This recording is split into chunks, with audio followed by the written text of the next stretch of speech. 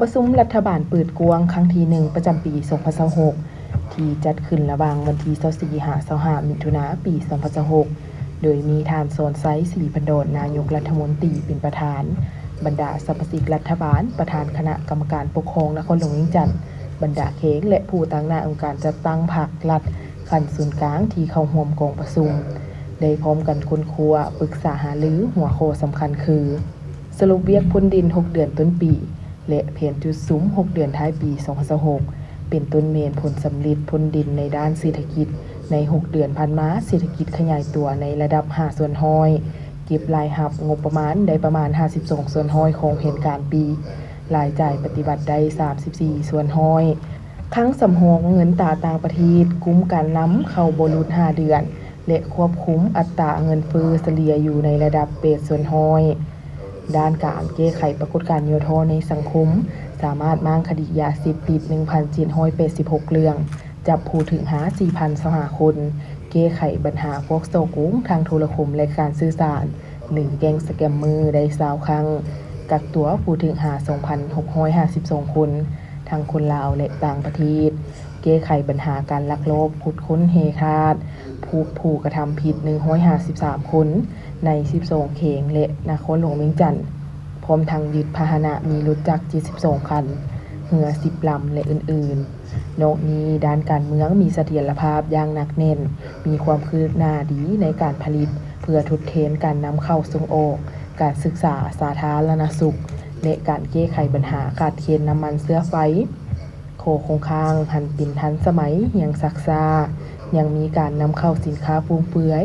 ยังมีปัญหาลักลอบตัดไม้และอื่นๆทิศทางจุดสุ่มหดเรือท้ายปี2026เมน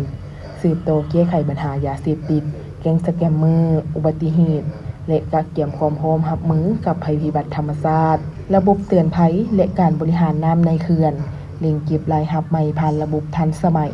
เน้นการประหยัดและต้านการฟุ่มเฟือยอย่างจริงจังส่งเสริมการผลิตเสบียงอาหารหุ่นแนวพันธุ์เพื่อลดการนำเข้าส่งเสริม SME ลดจำนวนบริษัทนำเข้าน้ำมันและลดส่งเสริมการนำใช้รถไฟฟ้าและการติดโซลาร์เซลล์เล็งโครงการโทรส่งน้ำมันเวียดนามลาว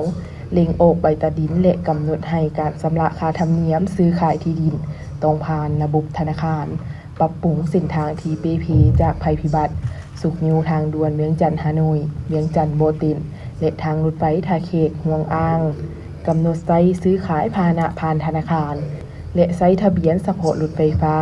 แก้ไขปัญหาคู่ขาดเค้นการประละการเฮียนพัฒนาสีมือแรงงานและสร้างระบบข้อมูลข่าวสารตลาดแรงงานให้ทันสมัยปรับปรุงประกันสุขภาพเฝ้าระวังพยาธิตามฤดูกาลและจัดตั้งปฏิบัติผลกองประชุมและโครงการร่วมมือกับประเทศเพื่อนมิตรยุทธศาสตร์ให้มีมากผลตัวจริงกองประชุมยังได้เห็นดีด้านหลักการหับโหงทางนิติกรรม2ฉบับและค้นคว้าอีก1ฉบับโดยให้คณะการเกี่ยวข้องนำไปปรับปรุงคือทางข้อตกลงว่าด้วยการจัดตั้งและการเคลื่อนไหวของคณะกรรมการปกครองตาเสงปรับปรุงเนื้อในโครงสร้างและกงจักรบุคลากรทางวาระแห่งชาติว่าด้วยเวียกงานพัฒนาชนบทและแก้ไขความทุกข์ยากของประชาชนปรับปรุงให้รัดกุมและเทศเหมาะกับตัวจริงห้างดำรัสว่าด้วยตำแหน่งบริหารพนักงานรัฐกรฉบับปรับปรุงชี้นำให้ไประดมความคิดเห็นเพิ่มเติมเพื่อนำเข้าพิจารณาในกองประชุมครั้งต่อไปท้ายกองประชุมท่านนายกรัฐมนตรียังได้เรียกร้องให้สมาชิกรัฐบาลทุกท่านนำเอาแผนจุดซุ้ม6เดือนท้ายปีนี้ไปพันขยายเข้าในแขนงการของตนอย่างละเอียดแบ่งความรับผิดชอบและกำหนดเวลาสำเร็จให้ชัดเจน